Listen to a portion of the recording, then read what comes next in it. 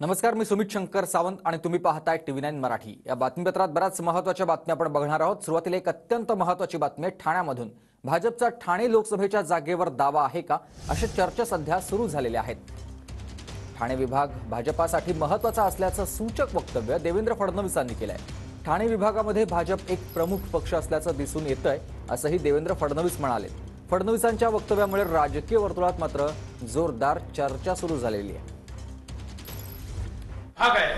हा भारतीय जनता पक्षाचं काम अतिशय जुनं या ठिकाणी आहे आणि अर्थातच आपले मित्रपक्ष देखील आपल्या सोबत या ठिकाणी वारंवार राहिलेले आहेत। पण भारतीय जनता पक्षाचं काम सातत्याने मजबूतीने या ठिकाणी वाढलेलं आहे आणि आज संपूर्ण ठाणे विभागामध्ये भारतीय जनता पक्ष एक प्रमुख पक्ष म्हणून या ठिकाणी आपल्याला पाहायला मिळतो। ठाणे विभागातली जी काही सगळी जनता आहे ती अतिशय ताकदीने आपल्या पाठीशी आहे।